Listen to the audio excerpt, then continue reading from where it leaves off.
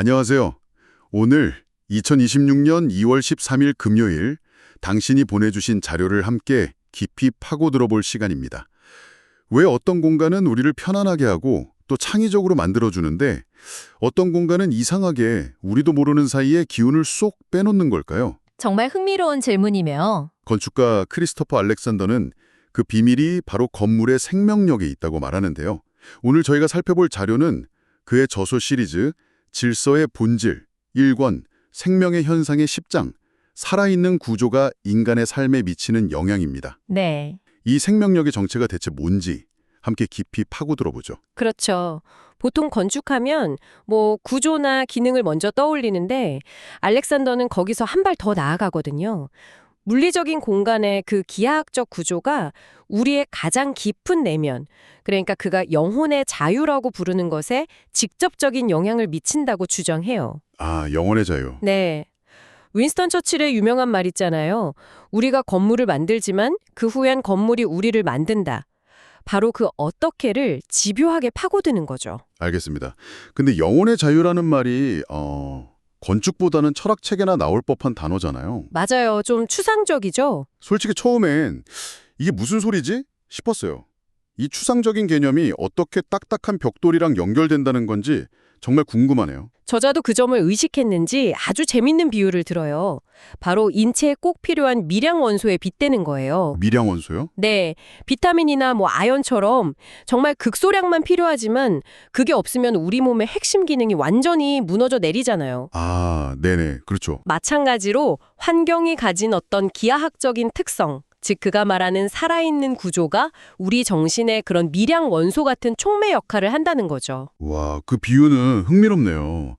그럼 이걸 실제 공간에 적용해보면 예를 들어 제가 일하는 책상에 항상 그림자가 져서 글씨가 잘 안 보이면 그걸 의식하지 못하더라도 계속 미세한 스트레스를 받으면서 에너지를 낭비하게 되겠죠? 그런 사소한 불편함이 제 자유를 갉아먹는다는 뜻으로 이해도 될까요? 정확합니다. 바로 그 지점이에요. 알렉산더의 핵심 아이디어 중 하나가 바로 중심이라는 개념이거든요. 중심이요? 네. 어렵게 생각할 것 없이 방 안의 창문, 테이블 위의 꽃병, 아니면 사람들이 모여서 이야기하는 공간처럼 시선과 활동이 자연스럽게 모이는 곳을 생각하면 돼요. 살아있는 구조라는 건 이런 중심들이 서로를 어색하게 방해하는 게 아니라 조화롭게 지지하고 연결돼서 공간 전체에 생명력을 불어넣는 상태를 말하는 거죠. 아, 방금 말씀하신 책상의 그림자는 내 작업 공간이라는 중심을 방해하는 요소가 되는 거고요. 그렇군요. 여기서 심리학자 막스 베르타이머의 글이 인용되는데 그가 내린 진정한 자유의 정의가 정말 머리를 한 대 맞은 것 같았어요. 어떤 부분이었나요? 어떤 상황에 마주하든 적절하게 반응할 수 있는 능력.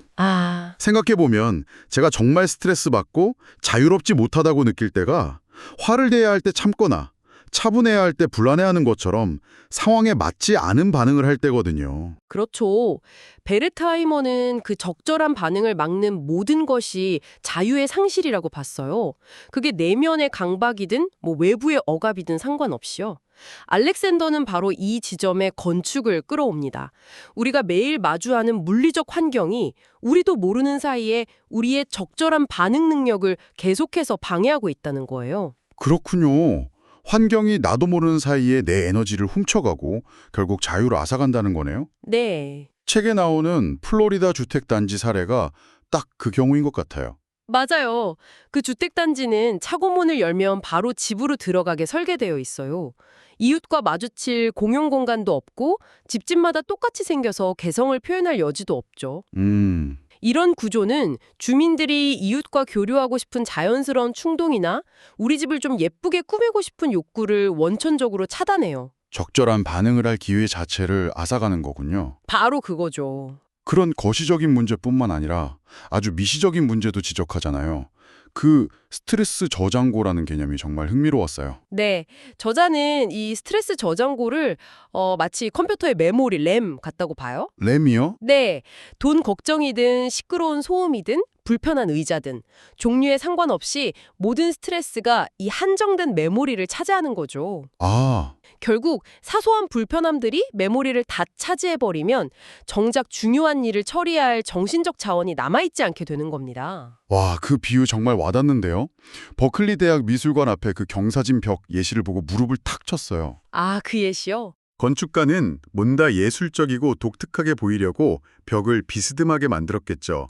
하지만 사람들은 그 앞을 지날 때마다 혹시 발을 헛디디면 어쩌지 하고 무의식적으로 긴장하게 되고 편히 기댈 수도 없고요. 맞아요. 정말 티끌 같은 스트레스지만 그게 매일 수백, 수천 번 반복되면서 우리의 정신적 램을 계속 갉아먹고 있었던 거네요. 바로 그거예요.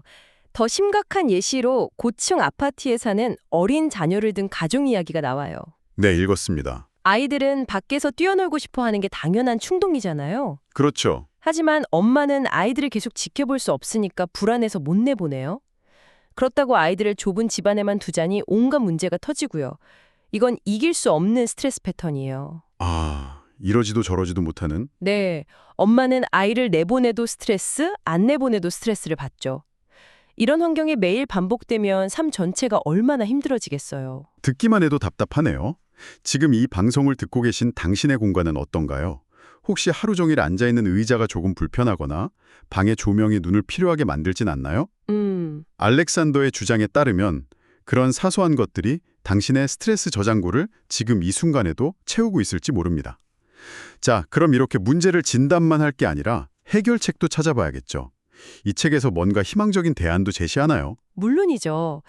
그래서 저자의 다른 유명한 저서인 패턴 랭귀지가 언급됩니다. 아, 패턴 랭귀지. 네, 이 책에는 방금 이야기한 것과 같은 환경 속에서 발생하는 수많은 갈등을 해결할 수 있는 253가지의 구체적인 구성 또는 패턴이 담겨 있어요.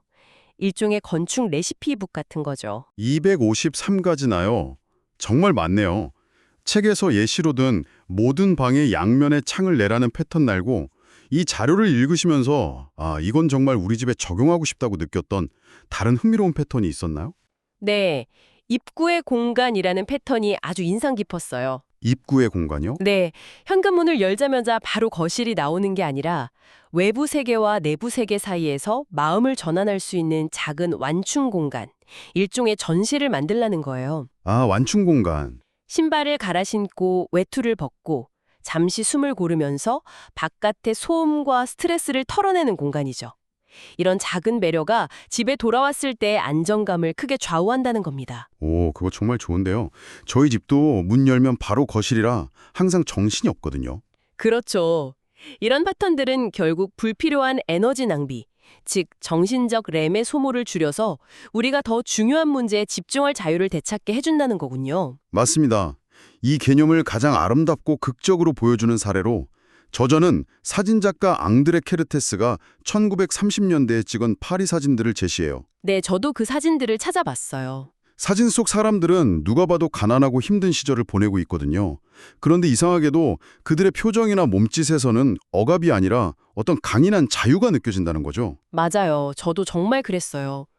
힘든 상황 속에서도 삶을 살아내는 인간 본연의 존엄성 같은 게 느껴졌달까요?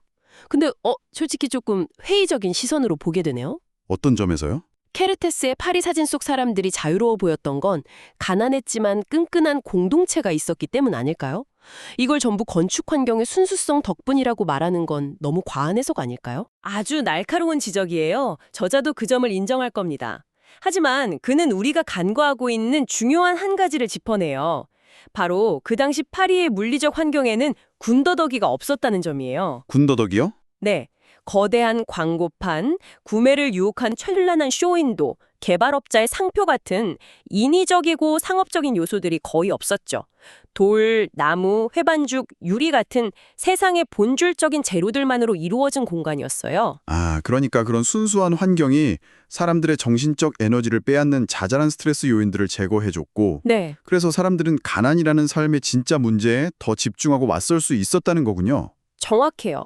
그리고 여기서 가장 중요한 개념인 자아의 거울이 등장합니다. 자아의 거울. 네, 잠깐만요. 자아의 거울이라니. 그러니까 저자는 좋은 건축이란 우리 내면의 복잡함을 그대로 비추어주는 거울 같다는 거네요. 바로 그겁니다. 내가 느끼는 기쁨, 슬픔, 심지어는 혼란까지도 공간이 괜찮아. 그게 바로 너야 라고 말해주는 것처럼요. 그쵸.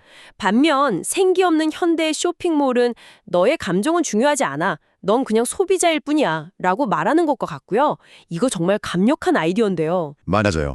케르테스의 사진 속 파리 환경은 아름답기도 하지만 거칠고 낡고 슬퍼 보이기도 해요. 그게 바로 기쁨과 슬픔, 사소함과 깊이를 모두 가진 우리 인간의 진정한 자아와 닮았다는 거죠. 아, 길가의 돌멩이 하나, 낡은 층문 하나하나가 너의 존재는 이 세상의 일부이며 의미가 있다고 확인시켜주는 거울 역할을 한다는 겁니다. 반면 저자는 현대의 인공적이고 생기 없는 공간들, 예를 들어 체인 모텔방이나 쇼핑몰 같은 곳은 우리를 현실과 분리시킨다고 비판해요. 네, 맞아요. 그런 공간은 우리의 복잡한 내면을 비춰주지 못하고 우리를 그저 기능적인 존재, 하나의 부품으로 취급하죠. 그렇죠. 케르테스의 파리 사람들은 가난이라는 실제 문제와 실험했지만 현대의 우리는 오히려 이런 관계의 상실, 즉 나와 세상 사이의 연결이 끊어진 데서 오는 고통을 겪고 있다는 지적은 정말 뼈아프게 다가옵니다. 결국 살아있는 구조를 가진 환경이란 우리 자신이라는 살아있는 중심이 주변에 다른 살아있는 중심들, 예를 들어 창가나 벽난로, 마당의 나무 같은 것들에 의해 지지받고 고양되는 환경을 의미하는 거군요. 네, 그 연결은 그렇게 단순하면서도 심오해요. 제 친구 한 명이 최근에 이사했는데 주방 싱크대 설계가 이상해서 설거지할 때마다 허리를 미묘하게 비틀어야 한대요. 아, 정말요? 네, 처음엔 몰랐는데 몇 달 지나니까 만성 허리 통증이 생겼다는 거예요. 이 책에서 말하는 게 바로 이런 겁니다. 잘못된 구조가 매일같이 그 친구의 신체와 정신을 미세하게 공격하고 있는 거죠. 자, 그럼 여기서 가장 중요한 질문이 남네요. 이론은 알겠는데 과연 이런 환경을 지금 우리 시대, 특히 제한된 예산으로 만드는 것이 가능할까요? 저자도 그 질문을 던지면서 멕시코 멕시칼리에서 진행했던 저비용 주택 프로젝트 경험을 이야기해요. 아, 그 프로젝트. 네, 아주 적은 예산으로 주민들이 직접 집을 짓는 프로젝트였는데 저자는 여기서 말한 살아있는 구조의 원리들을 적용하려고 노력했죠. 결과가 어땠나요? 한 주민의 말이 모든 걸 설명해줘요. 그 집에 살게 된 후에 이렇게 말했다고 합니다. 예전에는 그저 시간을 죽이기 위해 살았어요. 하지만 이제는 이 집이 나에게 너무 잘 맞고 기분이 좋아서 할 일이 아주 많다는 것을 깨달았어요. 와, 할 일이 많아졌다니 이건 단순히 예쁜 집에 산다는 만족감을 넘어서는 이야기네요. 그렇죠. 그 공간이 그 사람의 삶에 대한 태도 자체를 바꾼 거잖아요. 잃어버렸던 삶의 에너지를 되찾아준 거고요. 맞습니다. 그 집이 그의 자아의 거울이 되어준 거예요. 그의 존재를 지지하고 그가 삶의 진짜 문제들에 맞설 힘과 자유를 되찾게 도와준 거죠. 비싼 재료나 화려한 디자인이 아니라 창문의 위치, 공간의 비례, 마당과의 연결 같은 기본적인 구조만으로도 이게 가능하다는 걸 보여준 아주 희망적인 사례입니다. 오늘 우리는 건축 환경이 단순히 비를 피하고 잠을 자는 기능적인 공간을 넘어서 우리의 내면 깊숙한 곳, 즉 영혼의 자유에까지 어떻게 영향을 미치는지 살펴봤어요. 네, 우리도 모르는 사이에 정신적 에너지를 갉아먹는 공간이 있는가 하면 불필요한 갈등을 줄여주고 우리가 온전한 우리 자신으로 존재하도록 돕는 공간도 있다는 걸 알게 됐네요. 핵심은 살아있는 구조를 가진 공간이 자아의 거울 역할을 해서 우리 존재를 긍정하고 지지해준다는 거예요. 그럼으로써 우리는 한정된 정신적 에너지를 엉뚱한 데 낭비하지 않고 삶의 진짜 중요한 문제들에 맞설 힘과 자유를 얻게 되는 거고요. 이건 추상적인 개념이 아니라 창문의 위치, 벽의 형태, 이웃과 만나는 공간의 유무 같은 아주 구체적인 물리적 구조를 통해 구현되는 거고요. 오늘 이 이야기를 마무리하며 당신에게 이런 진론을 남기고 싶어요. 지금 당신이 머무는 공간을 한번 천천히 둘러보세요. 그 공간은 당신의 삶에서 불필요한 스트레스를 더하고 있나요? 아니면 덜어주고 있나요?